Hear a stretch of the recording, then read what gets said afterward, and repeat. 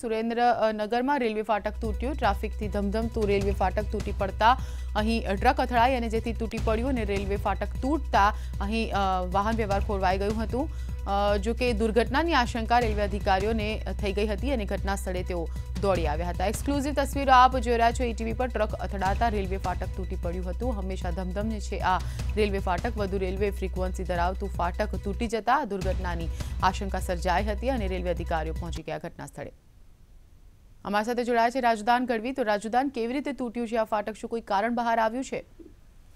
ચોક્કસથી જણાવી દઉં કે સુરેન્દ્રનગરનું અતિ ધમધમતું ટ્રાફિક વાળું અને રેલવે ફ્રીક્વન્સી જાજુ ધરાવતું આ ટ્રાફિક રેલવે સ્ટેશન છે ને રેલવે ફાટક બાજુમાં જ રેલવે ફાટક સાથે એક ટ્રક અથડાતા આ ફાટક તૂટી ગયું હતું અને ટ્રાફિકથી ધમધમતું આ ફાટકનો જે ગેટ હતો તે તૂટી જતા તેની નીચેથી રાહદારીઓ વાહન ચાલકો પસાર થઈ રહ્યા હતા અને મોટી દુર્ઘટના સર્જાવાની આશંકા લઈને રેલવે તંત્ર તાત્કાલિક હરકતમાં આવ્યું અને તેમને આ માટે બંદોબસ્ત કર્યો છે। હાલ તો વૈકલ્પિક વ્યવસ્થા કરીએ છીએ પણ કોઈ મોટી દુર્ઘટના સર્જાઈ જવાની શક્યતાઓ સેવાઈ રહી છે।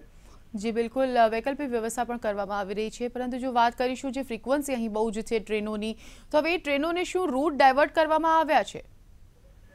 હાલ તો ટ્રેનને રોકી દેવામાં આવી હતી જે આવી હતી અને તે બાદ ટ્રાફિકને એક ખાલી સાંકળ વડે બંને બાજુ રોકી અને ટ્રેનને પસાર કરી દેવામાં આવી છે।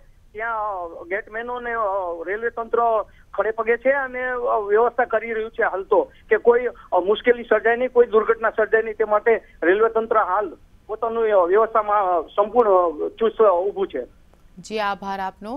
તો એક્સક્લુઝિવ તસવીરો આપ જોઈ રહ્યા છો। રેલવે ફાટક સુરેન્દ્રનગરમાં તૂટી પડ્યું અને જેથી કેટલાક જે અહીં પર અવર જવર જે લોકો કરી રહ્યા છે તેઓ ફાટકથી નીચે જઈને કરી રહ્યા છે।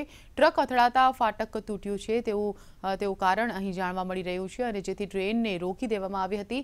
ઉલ્લેખનીય છે અહીં ટ્રેનની ફ્રીક્વન્સી પણ વધારે છે અને એ જ ફાટક તૂટી પડતા ટ્રેન વ્યવહાર પણ થોડાક અંશે મહદઅંશે અહીં ખોરવાઈ પડ્યો છે। જો કે રેલવે અધિકારીઓને કોઈ દુર્ઘટનાની આશંકા સેવાઈ રહી છે અને જેથી તેઓ ઘટના સ્થળે પહોંચી ગયા છે।